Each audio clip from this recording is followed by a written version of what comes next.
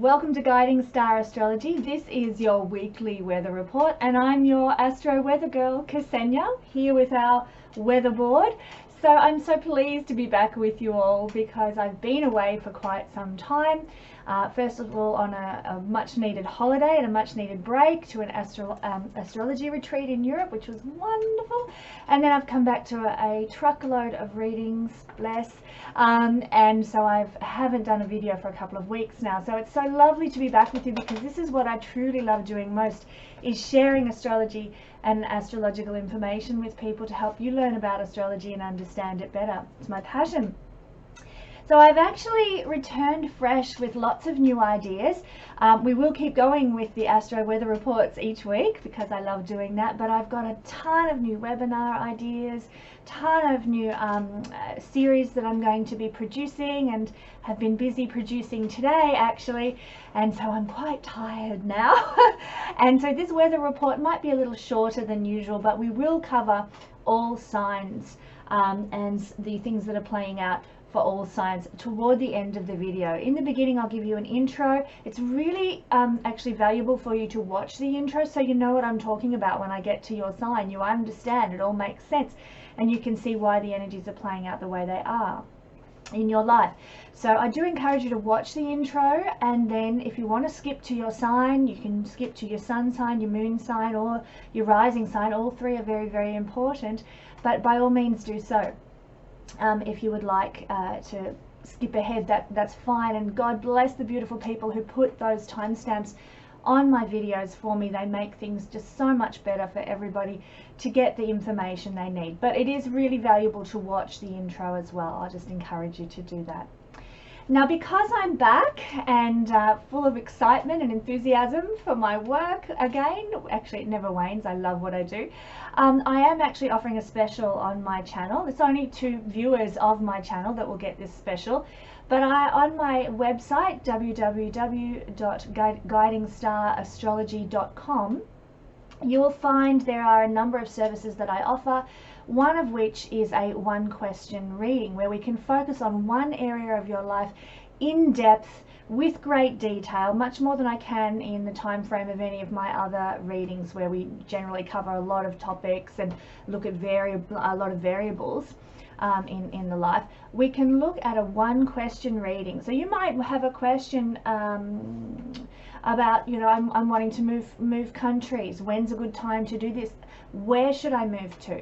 You might have a question along the lines of, I'm trying to decide between 2 men, who should I choose? Lucky you.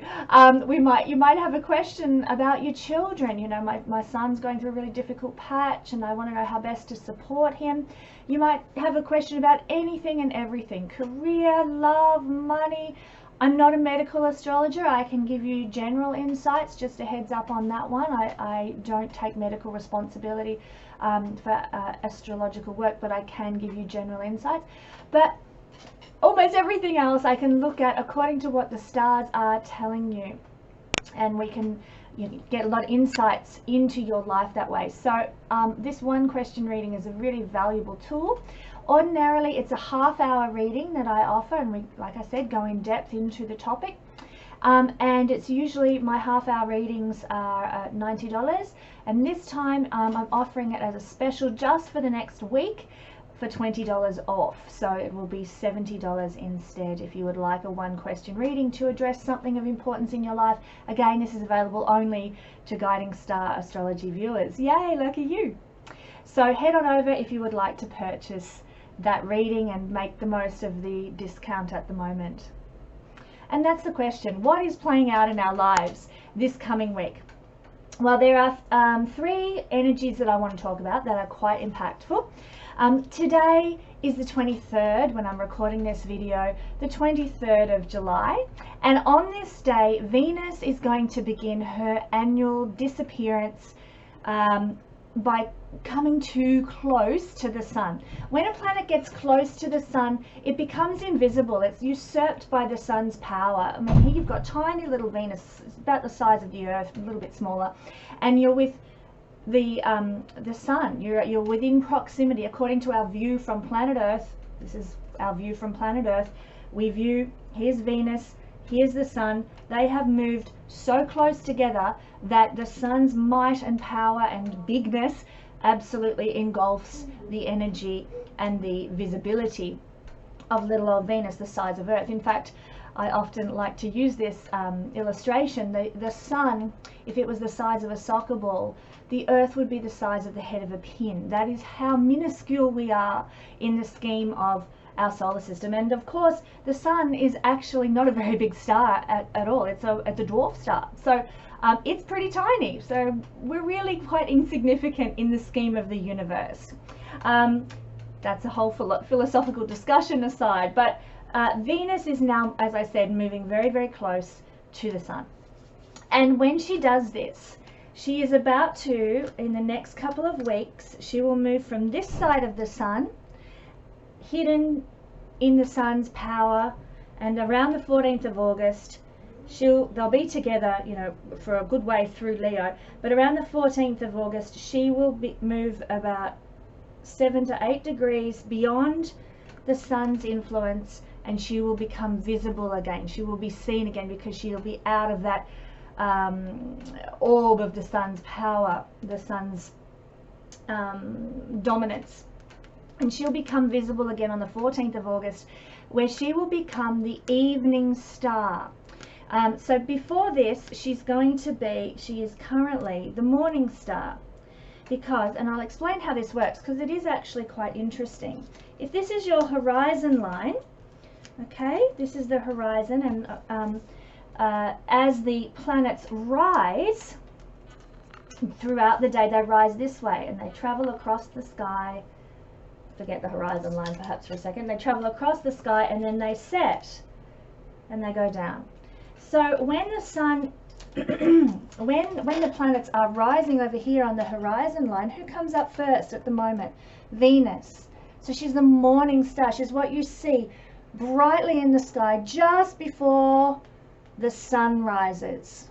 So Venus rises first. She's the morning star, apparent in the sky for, you know, a little bit of a moment, or an hour or half an hour or whatever, before the sun comes up, and then she disappears because the sun's brightness usurps the rays of the planets and the stars. And then on the 14th of August, Venus over here will be over here, and she will then become the evening star. And this is because when the sun sets, down goes the sun. This is the horizon line out in the west. The sun disappears below the horizon, and what's left just at twilight, when everything's going dark and the birds are going home to roost and everything, we have Venus. And that's when she comes out as the evening star for half an hour to an hour or so before she eventually sets as well. But you all know what that's like, to see that beautiful bright evening star in the sky. And Venus is incredibly bright because she is the closest planet, apart from the moon, which is a luminary. She is the closest planet to Earth. So that's how we see the change from the morning to the evening star. And of course, if we're back here on where the sun is rising, the sun rises after the 14th of August. The sun will rise and everything will go bright and sunny and daylight, if you're lucky. And of course, then any planet that rises after that, while the sun is in the sky, is going to not be seen because the sun is so bright it usurps the visibility of the stars. Even though they're there, they're not able to be seen. So that's why Venus will no longer be visible in the mornings, and she will come out for all to see in the evenings as the evening star after the 14th of August. So for now, on the 23rd, that's today when I'm doing this video, here she is moving into the zone, if you like, of the sun. The sun's zone. She's going to become invisible, so she's no longer able to be seen as the morning star right now. In fact, she's no longer able to be seen in the sky at all at this time. So this is considered to be, in astrology, a period when Venus loses her influence, loses her power. She is combust by being too close to the sun. The sun takes dominance, And especially in the signs of Cancer and Leo, the sun is more powerful. Venus is debilitated in Cancer and Leo. So again, there's another reason here why the Venus loses her strength, loses her oomph, loses her power, as the sun is the stronger planet of the two, quite naturally in the sky as it is, but also in terms of dignity astrologically as well. So how does this then play out in our lives? How do we see this affect us on planet Earth? And this is why it's really good to pay attention to what is happening around you right now, because some people, especially if they've got this in their chart, the combust Venus in their chart, and about 30% of people have Venus combust in their chart, they will probably not notice much difference right now because it's what they carry internally with them the majority of the time anyway. But for the rest of us, we will pick up on subtleties that we mightn't otherwise notice. And this can be very much dependent on what Venus rules in your natal chart. And we'll talk about that when we get to each sign, because that's the topic I'm going to be looking at for each sign today. So in general though, when we have a Venus combust in transit like this, our love lives can kind of dry up, because obviously the sun is a very dry, hot planet and sucks all the life of the moisture out of things, which we notice if we spend time out in the sun, especially in Australia where the heat's very dry. We notice that the sun sucks the moisture out of our skin and out of the ground and everywhere. So it's the same with Venus. The energy of Venus is dried up. So our love lives can go a bit dry at this time. It doesn't mean they don't exist. It doesn't mean we don't have a love life, but it can become less of a priority, and it's you know, it's going to need some watering after the 14th of August. It's going to need some attention and some life given back to it after the 14th of August, because during this time it's going to go a bit dry and we will be focused on other things and not giving as much attention to our love lives. We might be our love lives might become a little bit more turbulent. So we might have a fight with a lover because the love element of the astrological sky, she's missing. She's out of action right now. She's not tangible. She's being overthrown, so to speak, by the sun, which is a very affectionate, warm type of energy anyway. So it doesn't mean affection will disappear per se, because the sun is loving and warm and energetic as well. It's very much the nature of Leo, they correspond, but the Venus is going to be, it's that relational connection, it's that it's the mind and heart and soul and emotional connection that we can have in relationship. And so that is going to be sort of missing. So we might be affectionate, but we might not be on the same page, or we might not be as engaged or have the same feelings that we usually would have relationally. And so it's a turbulent time for relationships and love. Pleasures can also, you know, you might go through the motions of doing something pleasurable and fun, like going out for dinner to a restaurant or whatever, attending an art exhibition and these sorts of things. But the alignment with our joy is not going to be quite as strong, or the enjoyment of pleasure is not going to be as strong, because Venus rules pleasures and things that we enjoy, and it's of course going to be a little bit usurped and sucked dry at this time. So we might still do those things, but the pleasure of them is going to be somewhat lacking. So we may need to actually sacrifice, because when the sun and the sun and Venus join together, something needs to be sacrificed. In fact, that is what the whole symbology in ancient times of the either Mercury disappearing or Venus disappearing or any other planet going combust with the sun, it's kind of like they're being sacrificed to the sun, to the sun's energy. And so something relationally may need to be sacrificed now. Not the relationship itself, not the pleasures themselves. Like I said, they are still there and available for us, but our attention is less for them. Our enthusiasm for them is less. So we might be sacrificing, for example, our relationship for career right now, because the sun is very much connected to our careers. So if you've been, you know, on Bumble doing the let's meet somebody to date kind of thing, you might need to take a back seat for the next couple of weeks while you focus on giving your career some buoyancy, and your time and attention is put there now instead of who can I meet today, swipe left, swipe right, you know. So this is the kind of thing that we're looking at. Your attention is going to be elsewhere. You're going to need to sacrifice the things of Venus and what Venus rules in your chart, we'll get to that in a minute, in order to focus on the things that the sun is ruling in your chart. And generally that tends to be career, ways to self-love, because the sun has to do with the ego. The sun has to do with our where we get our confidence from and our ability to shine in the world. So that's where we need to put our attention over the next 2 weeks or so. We need to put our attention on shining, getting more self-confidence, showing up in the world, which is what we do with career, showing up in the world, offering something to the world through what we do each day and for a living. And it can also be the things that we desire to leave a legacy in as well. But we will get to what the sun and Venus rule in each person's chart shortly. The one thing that I do want to mention with Venus going combust or becoming invisible is that the things that Venus rules in terms of health, keep an eye on, watch out for, and give your attention and support to right now. So this includes things like your digestion over the next couple of weeks. You know, eat foods that don't cause you to get bloated or feel a bit off. You know, be careful in your food choices, that, you know, choose foods that will aid your digestion, because it can be a bit susceptible when its ruling planet is not out there, not the energy of that planet is not being felt. Coupled with that, kidneys are ruled by Venus as well. So you know, if you're someone like me who has Libra is connected to the kidneys. Venus rules Libra as the 8th house.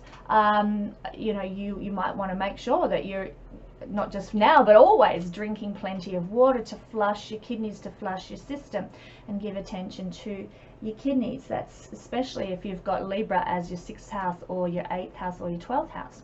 So, but now for everybody, it's a really good time to focus on taking care of your kidneys by drinking plenty of water. But the sun is also very, it's a drying influence. So again, this is why the kidneys need extra nourishment and extra fluid support, so to speak, as does your digestive system.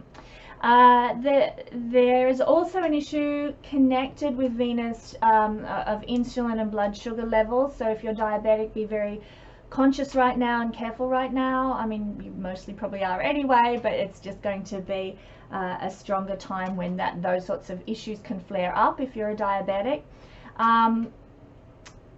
Female hormones, female reproduction organs are ruled by Venus, so these also are susceptible right now as well. So watch your feminine health and your thyroid and things like that. Get them checked if you're at all concerned.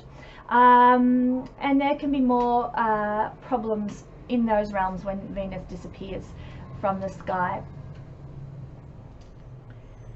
Now it's winter down here in the southern hemisphere, which I noticed very strongly when I returned from beautiful sunny Bulgaria. And as such, if you're in the southern hemisphere, also the northern hemisphere as well, but particularly where it's winter, watch out for throat infections and infections that attack the vocal cords, you know, so getting a cold and you can't speak, you lose your voice, that sort of thing, because Venus rules the throat and Venus rules the vocal cords. So at this time they are also susceptible while Venus is missing from the sky. So don't forget your scarves, wrap up, and, you know, rub something into your chest. It'll give some clarity to your breathing cavities and all that sort of thing as well. Mind you, Venus doesn't rule breathing, but the throat and the is all connected down there. A bit of eucalyptus is good, especially if you're in Australia. So these are the health issues that you might need to address and give some attention to over the next couple of weeks. Now the next energy I want to look at is to do with Mercury. And during this week, the 23rd of July through to the 31st of August, which is what we're looking at in this video, Mercury is going to be retrograding back, and he'll be retrograding until the 1st of August actually. Sorry, did I say the 31st of July, not the 31st of August, if I got my dates wrong there. But Mercury down here, down the bottom, I'll try and get him up where everyone can see. Mercury's down here with the Sun and with Venus, and he's moving backwards in the sky, which he does very frequently. We all know about Mercury retrograde. It's the most written about transit. You see it everywhere when it's happening, and it happens, you know, 3 times a year. So it's actually an energy we're probably more familiar with than any of the other retrogrades, because it happens fairly frequently. But what is interesting with this retrograde of Mercury is that Mercury will be retrograding this week back to 24 degrees of Cancer. Now, if you've been listening to astrological weather reports for the last couple of weeks, you will know 24 degrees of Cancer is the degree that the eclipse occurred at, the lunar eclipse occurred at on the 17th of July. So this is a hair trigger point right now. It's very highly active in the sky. It is really powerful. So anything transiting over that 24 degrees of Cancer or 24 degrees of Capricorn, because it was a lunar eclipse, meaning it was full moon, and the 2 luminaries stood opposite one another at 24 degrees. Anything that transits over that point in the next 6 months, actually, we will feel the energy of that eclipse again, especially if we have a personal planet at that point. So for everybody on the planet, we're all going to get a revisiting of whatever it was the eclipse triggered in us or brought in us only last week on the 17th, so not very long ago. We're going to get sort of another impact of that, so to speak. Not only that, but a little later as well in the week, the moon will be hitting on that point as well, again back to where the Sun was at the time of the eclipse on the 17th. So it's going to be a very impactful week, which is why I encouraged you in the beginning, pay attention to what is occurring in your life. Look for repeating patterns, look for symbols and things that crop up again that were similar to what occurred at the time of the eclipse, because they're all linked in, they're all trying to teach you something, they're all trying to help you up level and reach your destiny. There's steps along the way to your destiny. I'll give some examples shortly, but Mercury revisiting the energy of the eclipse. And if you have, like I said, personal planets, this is going to be felt at 24 degrees. You're going to feel it a lot more strongly than other people may. It'll be exact on Sunday the 28th, this coming Sunday. So you might feel more sensitized on Sunday. You might feel more headachy on Sunday. You might see circumstances in your life that call for some sort of a revision, such as, you know, I was really sad around the time of the eclipse, and I was just really teary, and I was really upset, and I couldn't even explain why. On Sunday, that may very well crop up for you again, and you might be teary again when Mercury reactivates the eclipse full moon point. And you need to, like, it's calling you. This is not just a, oh God, this is so inconvenient energy. It's calling you to readdress. Why am I sad? Why do I feel so teary? This is a really important time to journal, to process, to go deep, to ring a friend and chat and talk it all out, to do whatever you need to do to shine, and I often use this analogy, shine that torchlight into the basement of your soul and emotions to gain some clarity, to understand what's going on here. Why am I sad? Because there is something that the universe is trying to tell you through a revisiting of the circumstances. So it might be like you feel sad, or it might be that a new love interest came into your life at the time of the eclipse, and you somehow need to revisit that love interest. You know, maybe, you know, you went out on a date and nothing happened at the time of the eclipse, and then you get a phone call out of the blue on Sunday. You know, you had your date on the 17th, the night of the eclipse, and it was like, yeah, this is really good, and then nothing. tumbleweeds, Sunday comes along and you get a phone call out of the blue, or you make a phone call to the person you had a date with, and then there's a revisiting of that energy, there's a revisiting of that connection. So it needn't be all about sadness and headaches. It can be about things that began at the time of the eclipse, things that cropped up in your life. You know, maybe there was a talk at work about we need a new person to fill this brand new role we're creating, and discuss, and Mercury goes back and there's a revisiting of that issue at work. Maybe somebody puts your name forward. There's a need to readdress what's going on. And then of course this can be like shadow and light. It doesn't necessarily mean it's going to be sad for you. It doesn't necessarily mean it's going to be brilliant for you. But keep in mind, whenever there is an eclipse, the purpose of eclipses for all humanity is to help us. It's a push, it's a kick in the pants. Get moving towards your destiny. Don't stay stuck in this rut. Humans have a tendency to want to stay put where we are. Thank you very much, everything's fine, I just want everything peaceful and safe and secure, and you know, and the eclipse energy comes along twice a year roughly and says, get going, you've got work to do, you've got a destiny to rise up into, you've got things to achieve, and I'm going to push you into it if you're not going to go there yourself. So anything that crops up is for your greater good, to help you rise into your destiny. You're better to try and work with it than to fight it, because that's when we have struggles in life, when we fight where our heart is pulling us and where the universe is taking us. Much better to go with the flow. Anyone who's a water energy will know what I'm talking about there. Now, if nothing happens for you circumstantially, there might be a need to readdress things mentally. You might find yourself pondering. Mercury is a very mental energy. It's about our thought processes and how we think.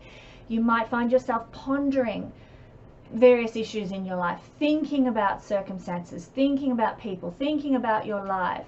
So again, and I mentioned this a moment ago, it's a very good idea to write in a journal at this time on Sunday and see what comes up. Just do, I forget the actual name of the therapy process that it is, but it's, you just write and write and write and see what comes out, and it's very, very telling. It's very cathartic and it's very enlightening. So you could utilize that process. If somebody knows the name of it, please pop it in the comments. It's a therapeutic process and I can't think of what it is right now. And you probably won't be able to mentally move forward in life until you've addressed whatever it is that the universe is calling you to address.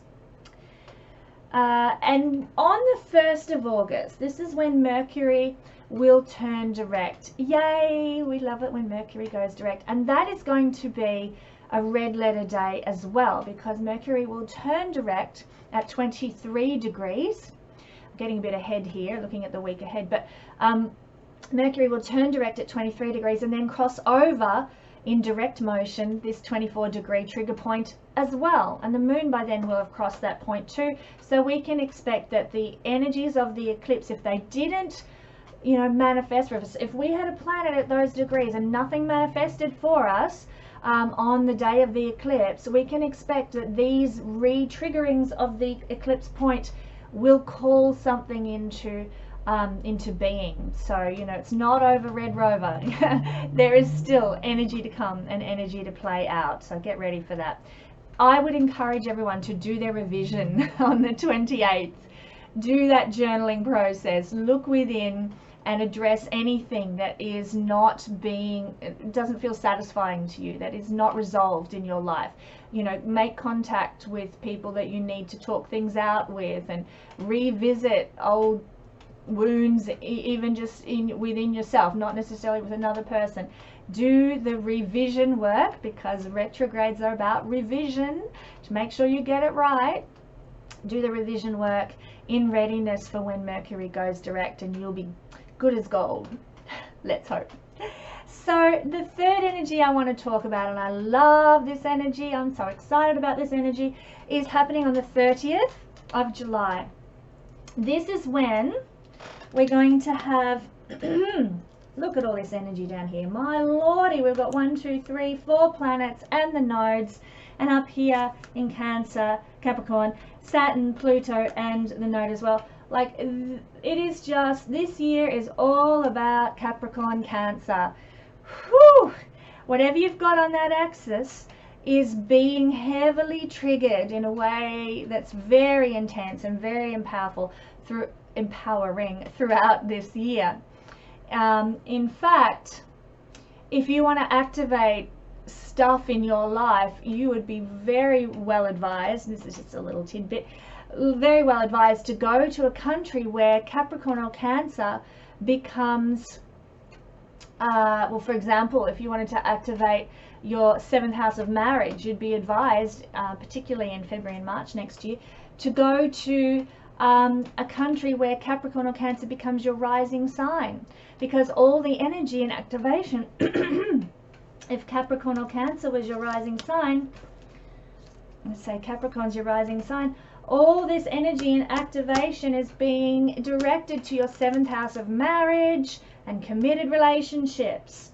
So if you happen to, you know, if that's what a goal that you have and a desire that you have, go to a country where your chart changes and Capricorn Cancer becomes the dominant ascendant energy. That's just a little tidbit, but I'm going to talk more about that in some of my other videos, so keep an eye out for that.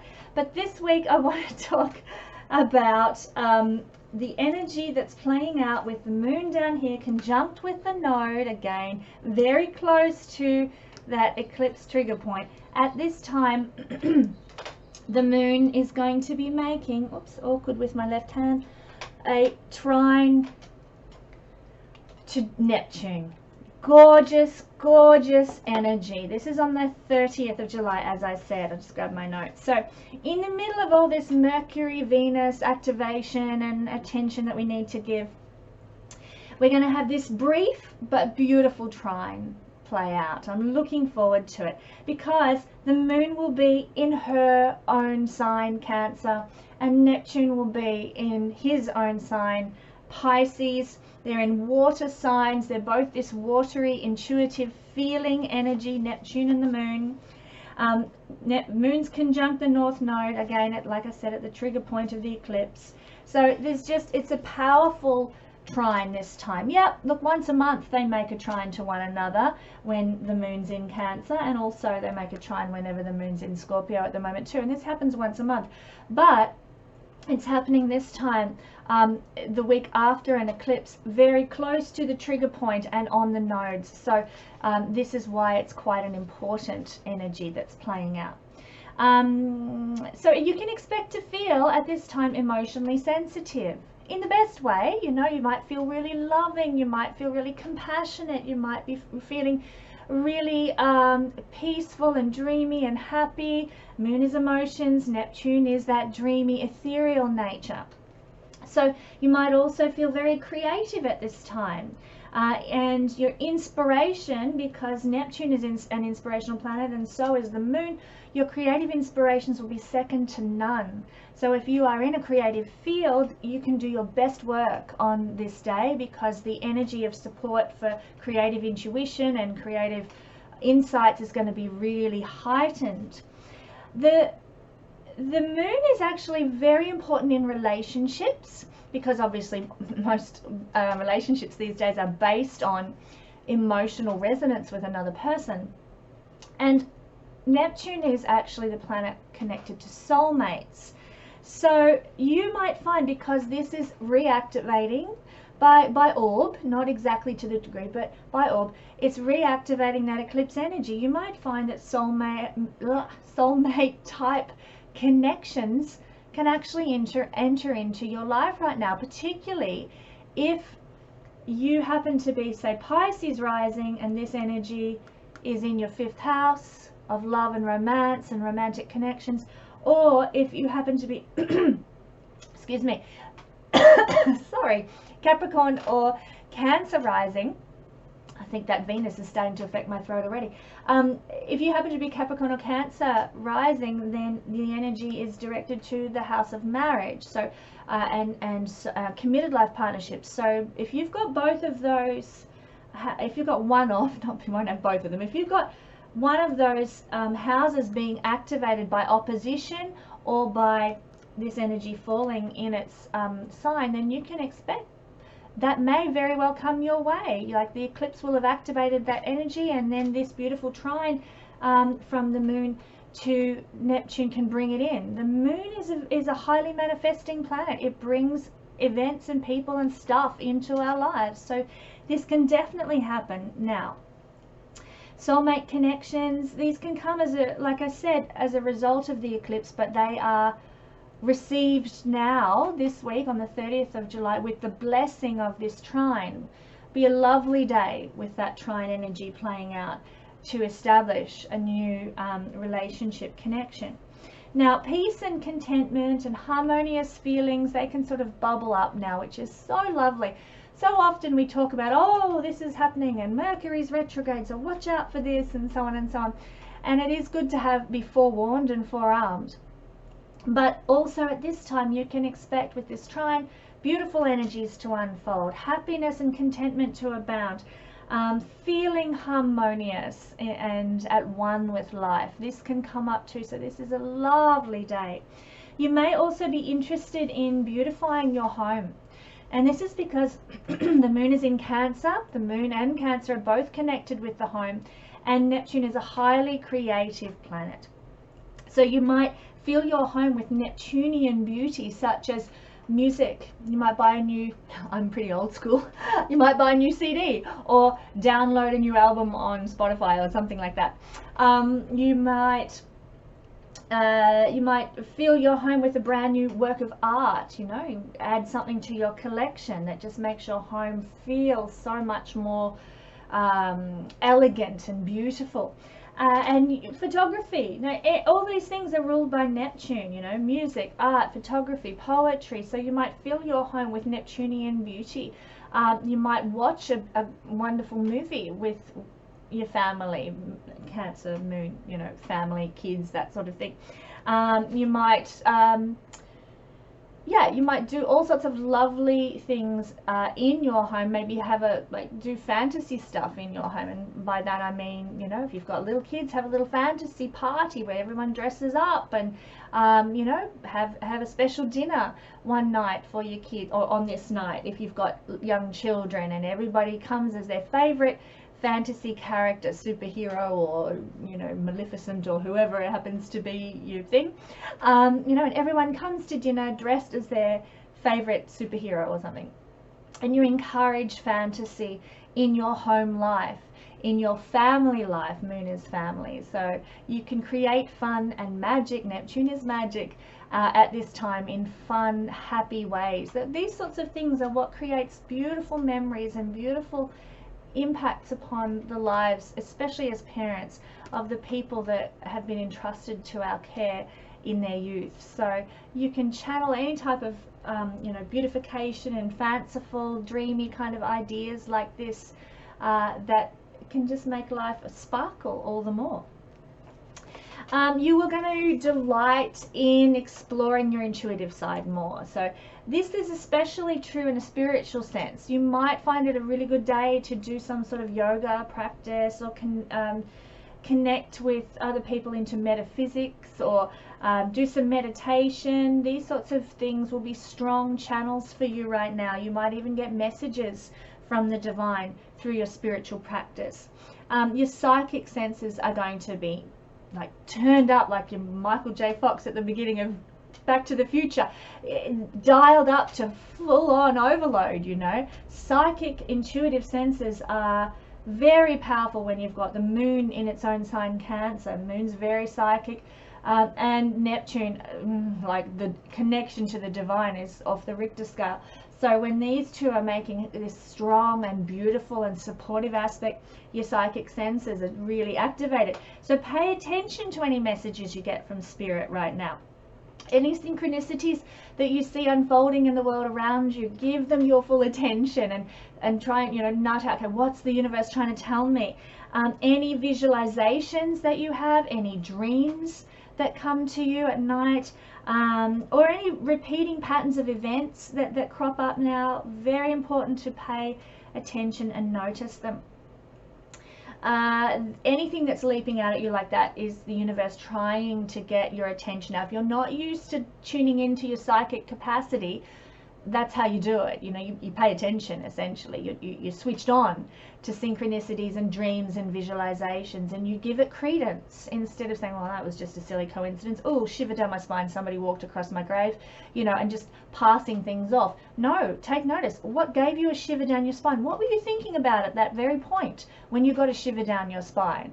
That's the universe trying to, you know, get your attention psychically. So that is what is playing out on the 30th. It's going to be quite lovely, especially coming after the disappearance of Venus and the disappearance of, and the retrograde Mercury. Like I said, I just need to probably point out, soulmate connections can unfold at this time. But you've also got Venus disappeared. So that doesn't mean that, hey, I can't start a relationship. But what might happen, and probably a better way for things to play out, is that you meet somebody who becomes your soulmate, or your lover or your boyfriend or girlfriend, once Venus has become visible again. So for example, just say you're doing the internet dating thing and you're on Tinder or RSVP or something, and you spot someone, you think, oh my God, they're really nice. Oh, and I love their profile. Oh, they're quite funny. Oh, so swipe right on that person. And then, you know, that might happen on the 30th when you've got Moon making an aspect to Neptune and reactivating that eclipse point and the eclipse energy. So you meet them on that day, you swipe right on that day. And then what continues to play out over the ensuing couple of weeks is maybe you go on a coffee date and meet them. Oh yeah, they're really nice. I like their energy, you know, that sort of thing. A few more texts, a few more messaging. Hey, do you want to go out again? And so then by the time Venus starts to leave the combustion orb, you're good, you're golden. And from there on, you're actually creating a beautiful soulmate kind of relationship with someone you met activated by this trigger. So don't ever think that things are black and white and set in concrete and, oh, Venus has disappeared, no relationship for me. Not necessarily. It just means things might feel, like I said, drier right now, but things are still playing out in other areas of the chart that can be activating and bringing new things into being and you know, stirring up the pot, so to speak. So we never look at things in isolation, especially in a natal chart reading. You have to look at the context of everything and how the interplay is actually working.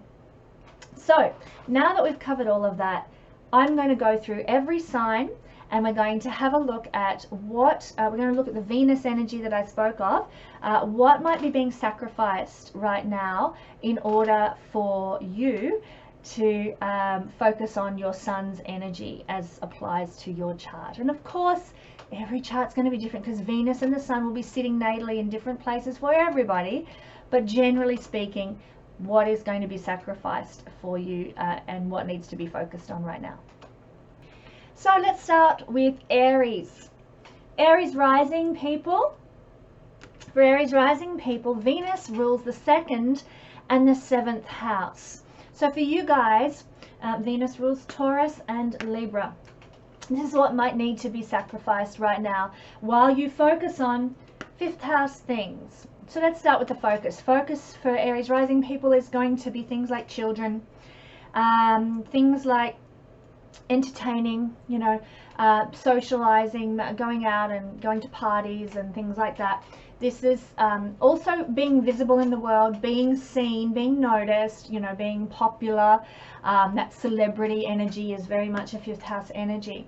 So this is where your focus is going to be. This is where your energy is going to be. You know, you might be quite keen on raising your popularity profile on YouTube or something like that, or you know, being seen and noticed in some other way, maybe in a leadership position with you know, your social group, or you know, maybe with, if you're a teacher and you're teaching students, which is 5th house energy, you want to raise your popularity in that regard, and you might be very focused on your children and their needs for the next couple of weeks. And so things like you know, adding more paintings to your art collection, or buying another car for your growing, you know, collection of Chevys or something in the shed, you know, that's going to take a back seat. Anything to do with possessions and money and acquisitions and property, not so much property, that's fourth house, but having things, having stuff, that's going to take a back seat. That's not where the focus is going to be. You might need to sacrifice that if you're Aries rising. Equally, let's say you were having some issues that you needed to focus on regarding your children during this time. Your marriage might need to take a back seat while you focus instead on parenting your children, taking care of your children. So going away for that wild weekend with your husband might not be on the cards for you over the next couple of weeks, because you're going to have to focus on you know, taking care of a problem with the kids. So that's just one example for Aries rising people of something that may need to be sacrificed in order for the focus to go elsewhere. Keep in mind, like I said in the intro to this video, that everybody will have the Sun and Venus in different places in their chart. So what plays out strongly for one may not play out strongly for another, but this is a general overview. All right, so Taurus rising people, it's going to put the energy of focus on the fourth house. So you're going to be concentrating a little more on your fourth house, on your home. Maybe you're doing some renovations, maybe you're looking at selling your property, maybe you're even thinking about moving and living somewhere else and making some changes in that regard. Maybe you need to focus on, you know, fixing a leaky pipe, or addressing a patchy roof or something. So the Leo energy that's where the focus is going to be, and what might need to be sacrificed right now to focus on that might be what you need, you know, like, you know, this is the Venus for Taurus rising people rules the first house, and the first house is about your body and its journey through life. Maybe you've been needing to I don't know, join the gym and, you know, look after your body more. And oh my God, you know, we've just had a plumbing disaster at the house. So now the money I was going to put into my gym membership, I have to put into fixing some problem at my house instead. So something that you need and you want for yourself might need to be sacrificed in order to address an issue in the home, or with the family, with the community. That's all fourth house stuff. Not only that, but Venus rules the sixth house for Taurus rising people of everyday work and routines. So you might need to, it's a house of service, and it's a house where we can, like I said, we have a routine, and our health and well-being is also seen by the sixth house. So again, that scenario for Taurus rising people of, oh, I have to sacrifice my gym membership because, you know, little Johnny's thrown a ball through the plate glass window in the lounge room, and now I've got to get that replaced. You know, that kind of stuff might be where the sacrifice has to come in, with Venus ruling the sixth house of health and well-being, you know, gym membership.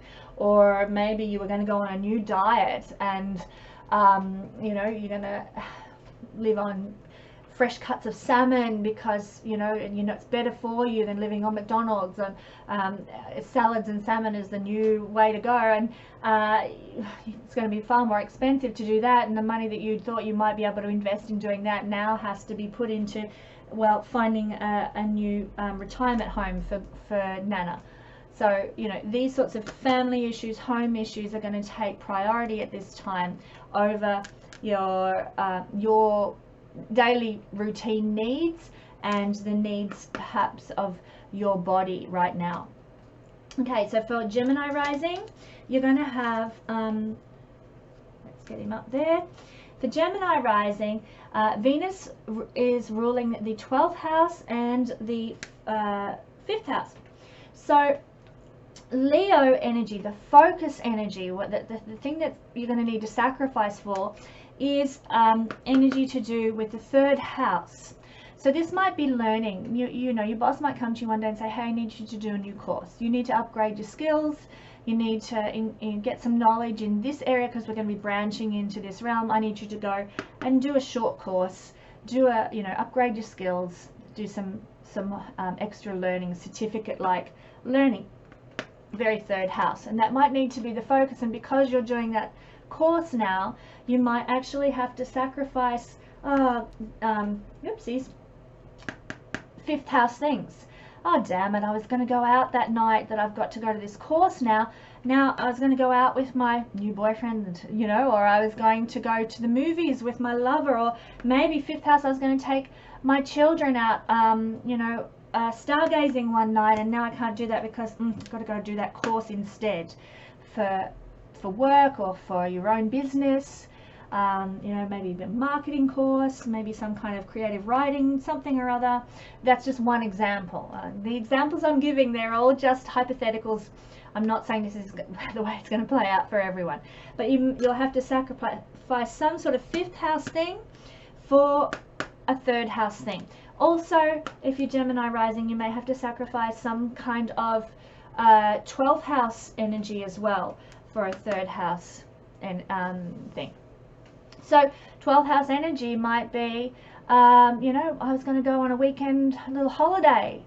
Now I've got to stick around and do this weekend course, or I have to, my business that I run, because your own businesses are seen from the third house, my business that I run needs me to stick around and give it some attention, or I need to do a big marketing push or something like that. And so this holiday that you'd planned, 12th house, is going to have to take a back seat while you give some attention now to third house things. So that is just one example of how it can play out for Gemini rising. If you're Cancer rising, well, you've got lots of energy in your domain lately. If you're Cancer rising, Leo is your second house, and that's ruled by the sun, and that's where the focus is going to be, that you'll have to sacrifice something for, and it'll be a sacrifice from the 11th house or the 4th house. So second house second house sun, the energy is going to be on, the focus is going to be on getting possessions, buying a new car, having going to an art exhibition and buying a new acquisition for your collection. Or if you're like me and you collect Barbie dolls, you'll finally find that Wonder Woman Barbie you've been looking for ages, and you can add it to your collection. The focus is going to be on accumulation of possessions and material goods, possibly also on increasing your self-worth and self-value in some way as well, sort of lifting your sense of worthiness up, which is also a second house thing too. So that's where your focus is going to be if you're Cancer rising, and to do so you might need to sacrifice something that is 11th house. For example, you might see Wonder Woman Barbie comes on up for auction at an estate sale, and you're looking through, oh my god, there she is, I've been looking for her forever, and so you think, oh damn it, I was going to go out to my my anarchist meeting. This is the 11th house is political groups and friendship groups. So maybe you're an anarchist and you're going to go out to an anarchist meeting, and you think, oh damn it, I can't go to that because now I want to go to that auction and I want to buy that Wonder Woman Barbie that I've been looking for forever. So crazy kooky examples, but something to do with friendships might need to be sacrificed in order to focus on material goods and possessions and the things that you need. Also 4th house as well might need to be sacrificed. Maybe there was a family dinner that you were invited to go to, 4th house. Everybody was getting together in, grandma's house or mum's house, and you're all going to go and have a family catch up. 4th house is family, but oh look guys, I just can't go because I've got to I have to go and buy Wonder Woman. Don't know how that'd hold up in some families, but there's some kind of financial, some kind of material need that needs your time and attention more than going and having Sunday lunch with the family. So something is going to need to be sacrificed in these realms, friendship and family, to focus on material needs right now for Cancer rising. If you're Leo rising, there we are. If you're Leo rising, well, obviously the focus is going to be on you. The sun rules your rising sign, and so this is the area of focus. You need to focus on your body, on your health, on your ability to survive and thrive in life, and your ability to assert yourself. This is the focus at this time, and of course this time meaning the next couple of weeks while Venus is invisible. Venus in your chart, if you're Leo rising, rules the third house down here, and it rules your 10th house. So it's highly likely that, just say you are running a business, a small business, you might have need to sort of put that on the back burner because you've got to focus on something to do with health right now. Maybe, you know, maybe you get a sore throat. Venus rules throats, and maybe you get a throat and you do astrological readings. I'm not Leo rising, so hopefully I'm not jinxing myself by saying this. I'm just thinking, God, I am Leo sun, so I might be jinxing myself, but maybe you're a YouTuber who does astrological readings and you use your voice to do that. At this time, your voice might go, so you can't do your readings, you can't run your small business, Libra, third house, small business, because your body and its health needs to be the focus. You need to get better from your cold. Your voice needs to recover. The focus needs to be on you and your body and its health and well-being and so on, rather than being able to do your small business. 10th house is also, God, I hope this doesn't affect me like this. I'm having to think of something positive, won't I? 10th house is career, visibility, being seen in the world, and of course that's ruled by Venus as well. So you might again have to, at this time with Venus going invisible, sacrifice some source of visibility in order to focus on your well-being and health and so forth. That could be, I'll use myself as a scenario again, you can't make any YouTube videos because you haven't got a voice. So your visibility out in the world with your career, it goes down the tube for the next couple of weeks while you focus on your health and well-being and your body's ability to travel through this journey of life. So hopefully that's not the case for any Leo people, but it could play out that way. And if it does, at least you'll know why and be able to give yourself the time that you need, knowing this is what the universe wants and it really does have my back, even when things aren't going right. So for Leo rising, that's a scenario. I mean, it doesn't have to be as you know, hairy as that. It could be something a lot simpler, you know. So if you happen to be Virgo rising, Virgo rising makes the emphasis and the focus on your 12th house, which is spirituality, creativity, holidays. Yay! Getting away from it all, having a break. That might need to be your focus as a Virgo rising person. And to do so, you might need to sacrifice Venus ruled things, which might be a bit of money. Maybe you're well overdue for a holiday. You need a break. You need a holiday, and you're going to have to cough up. You're going to have to pay money to take a holiday. Could be as simple as that. Sacrifice some money to get a holiday. Venus also rules for Virgo rising people. It rules the 9th house. So you might have been, you know, thinking, oh, I wanted to connect with Lada in Bulgaria. I wanted to go overseas and have a holiday and connect with mentors. I wanted to do 9th house stuff. But you know what? I've had to sacrifice. Just say she was going, the retreat was in the next week. I want to do that, and it could be like a retreat with anybody. Maybe you want to go and hang with Eckhart Tolle at one of his retreats, or you want to meet up with Deepak Chopra or somebody else in your sphere of mentorship and inspiration. You're wanting to go hang there and learn and grow and expand. But you know what? I can't. I have to sacrifice doing that so that I can go and get that hospital procedure done, because the 12th house rules hospitals.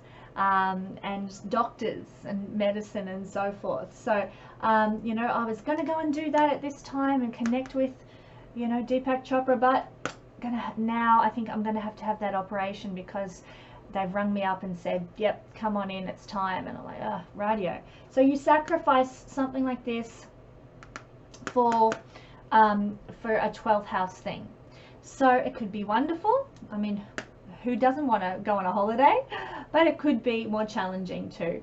For the poor Leo rising people I just spoke about, pretty dire health issues that could be affecting them. But there is shadow and light. I need to point out shadow and light in every sign, house, and planet. So it could go either way. I'm not saying it's going to be all terrible. Okay, if you're Libra rising, this is going to make the 11th house the focus for you. That's where the energy is going to be directed, and the sacrifice will need to be made for the 11th house. So 11th house is friends. You might, you know, need to sacrifice something for a friendship or for a political group or for a humanitarian organization or cause that you're really passionate about. So this is, Libra rules your 1st house and it rules your 8th house. So you might have to sacrifice maybe you're going to spend a lot of time just doing something for yourself or focusing on the self. You might have to give up your time that's about you and you know what you do with your life, and give that up to go and join a political party that actually really does mean something to you. So that's a pretty standard sacrifice that we make when we join groups and organizations and so on. We give up our time, we give up a piece of ourselves and who we are to actually contribute to the whole, to the collective. So that's a fairly natural and obvious sacrifice that we can make at any time, but you might notice that it's happening for you during Venus's disappearance. Also, you might need to sacrifice some kind of an 8th house situation for the greater good, for the collective. I mean, it could mean that you inherit something at this time, but you know, maybe a requirement of the will is that you give, you know, 20% of what you inherit to some kind of a humanitarian cause or organizations, Doctors Without Borders, or you know, I'm trying to think of World Vision or something.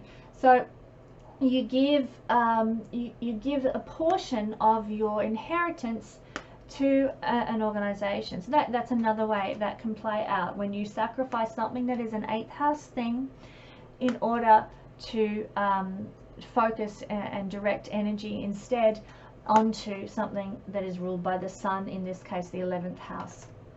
So for Scorpio rising, this energy, the energy of focus, is going to be, Leo will be the 10th house. So Leo energy, the 10th house energy, is where the focus is going to be. Career, bosses, having a sense of authority and achievement and visibility in the world, that's going to be the focus. And the sacrifice that might need to be made at this time will be coming from Venus ruled houses, which is for you guys the 12th house and the 7th house. So you might need to quite simply sacrifice what you were going to do for a holiday.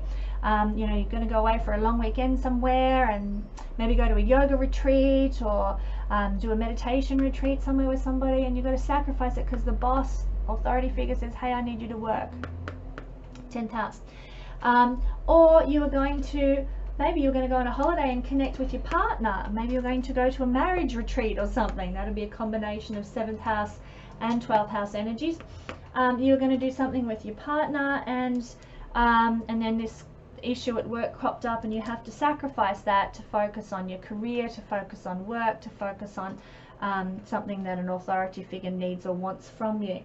It could also mean that a business partnership needs to be sort of set aside and focus, you know, the focus is off that for a time being, while, you know, just say you were collaborating with an advertiser and you had to say, look, I just don't have the money at this time to collaborate with you on that advertising campaign we were going to run, because I've got to actually instead focus on you know, my YouTube campaign instead, which is another form of advertising, but I can't pay you for the work we talked about just yet. So some sort of collaborative business effort or a marriage partnership needs to take a back seat, instead to focus on a 10th house activity or authority figure instead, if you're Scorpio rising.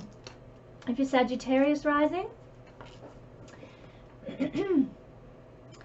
Saggy never stays. If you're Sagittarius rising, you will have the energy of Leo in your 9th house. So the focus is going to be on connecting with mentors, inspirational figures, maybe doing some cultural traveling. I don't know if you've noticed, but my God, everybody is traveling this year. Just as a side, Jupiter in Sagittarius, poof, everybody, on all my friends on Facebook, traveling. I'm glad that I was able to as well. But yes, 9th house energy. 9th house energy is traveling, experiencing other cultures, immersing yourself in other belief systems and so forth. And so that's where your focus is going to need to be for the next couple of weeks, when Venus disappears and the Sun becomes more dominant.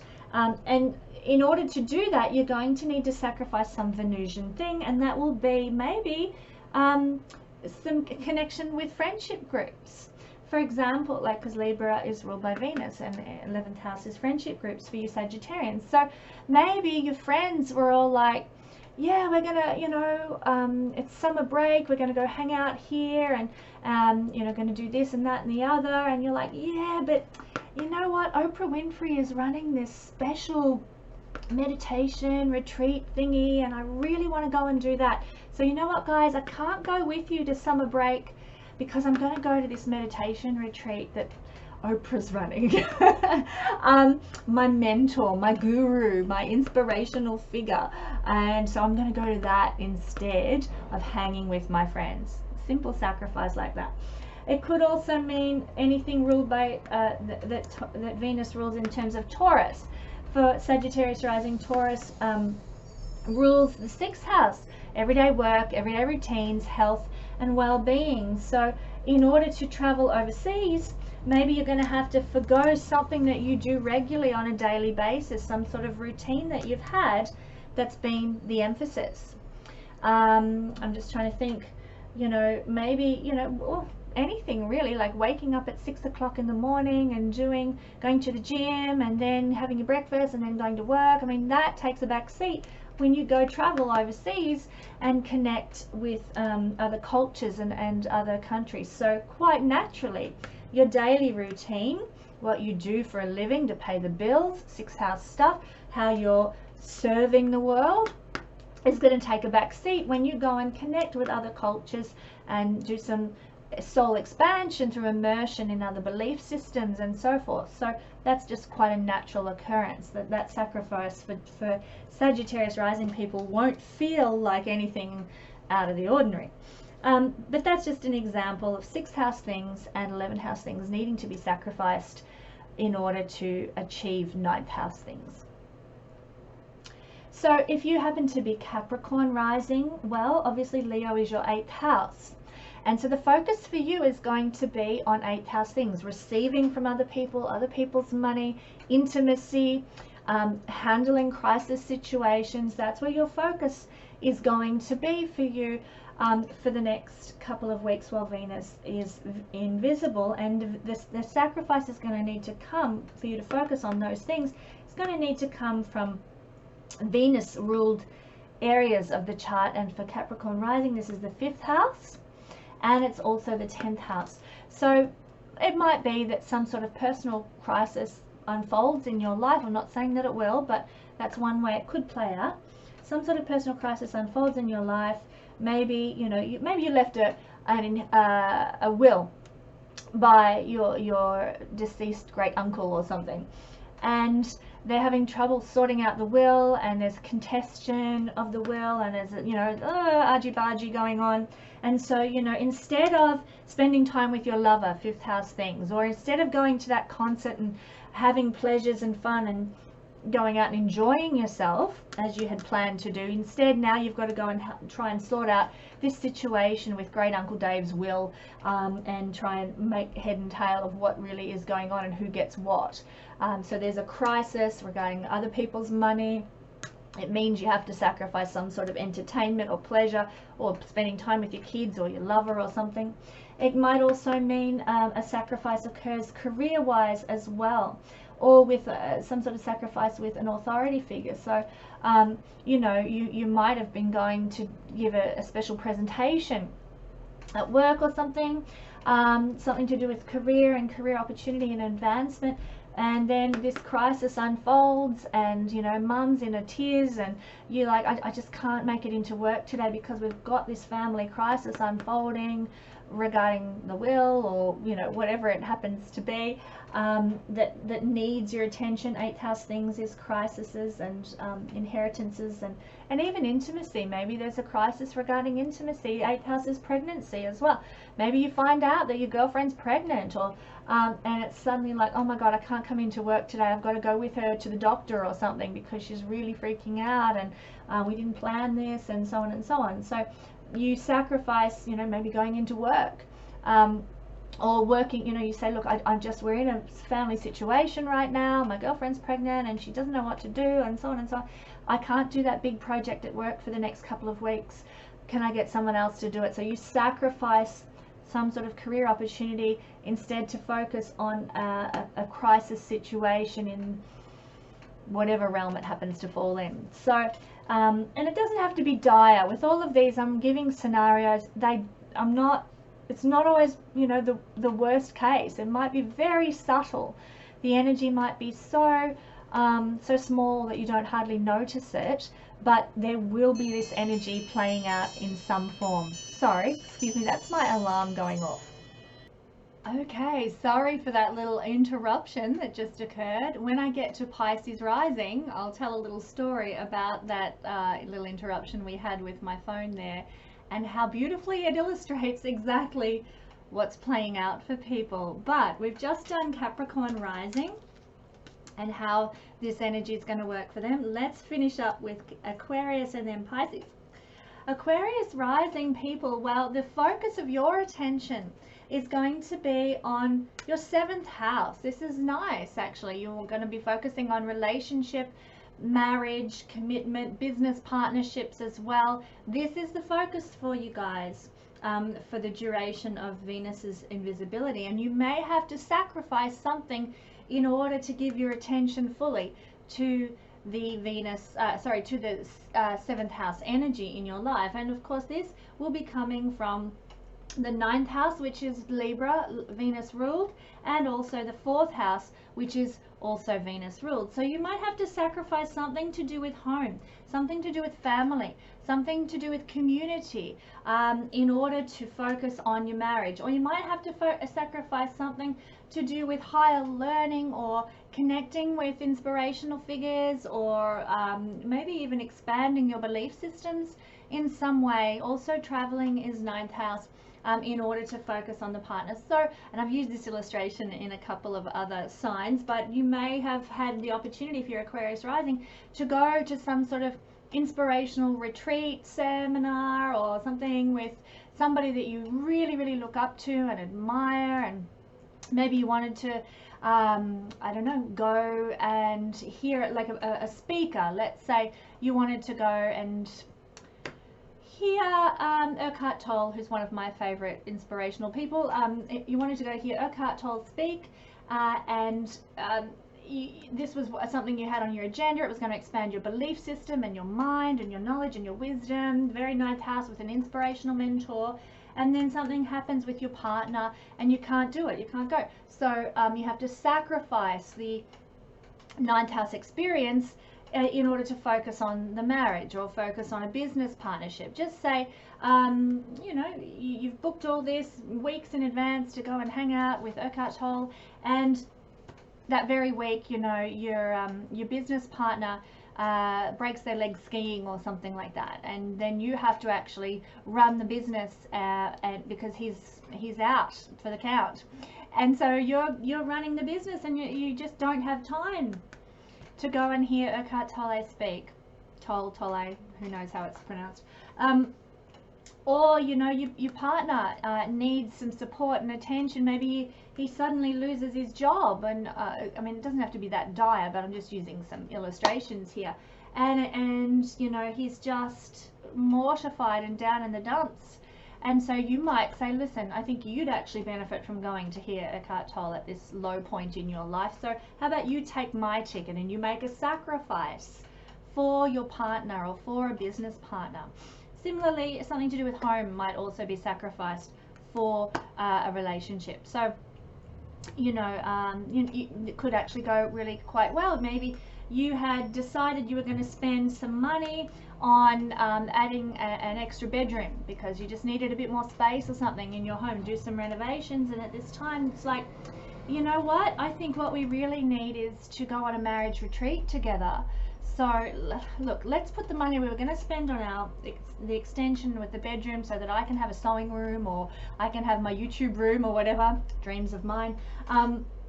Let's put the money we were going to spend on that, and let's put it towards our a marriage retreat together instead, to work on our marriage, to fall in love with one another once again, because things have been pretty hairy lately. So let's focus there instead. So you sacrifice something to do with home, family, heritage, roots, lineage, community, to focus on relationship instead. So that's what we might be looking at for Aquarius rising. And now Pisces rising. I have a really good story for all you Pisceans who've jumped to the timestamp for Pisces. When I was doing the Capricorn section of this reading, my phone alarm rang, and it was the local high school saying that my son had broken his arm and could I please come and pick him up.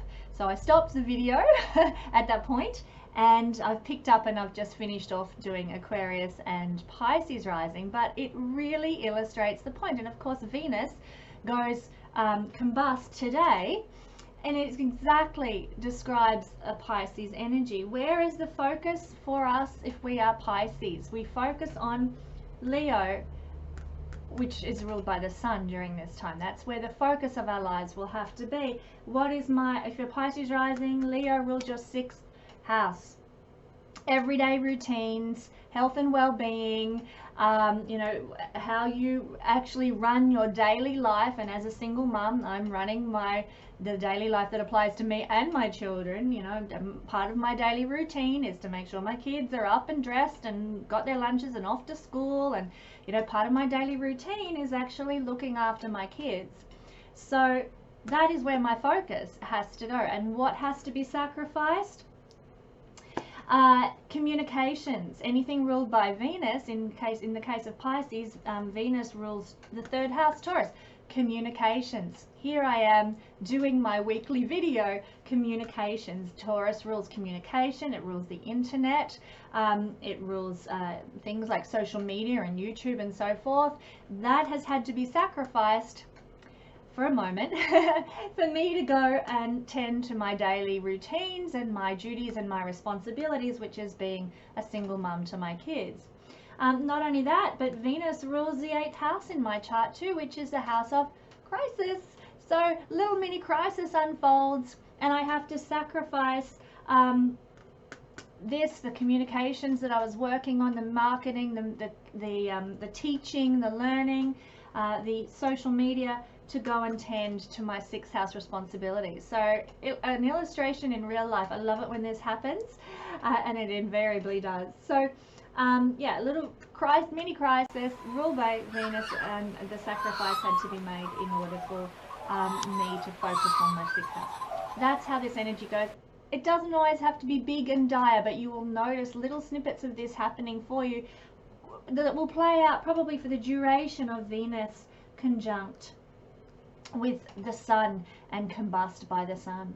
So that's all the signs, and thanks for joining me for a weekly video. I will have another, hopefully, fingers crossed, all being well, and my communications sign ruled by Venus, sorry, my communications house ruled by Venus not being interrupted too greatly in the next coming weeks.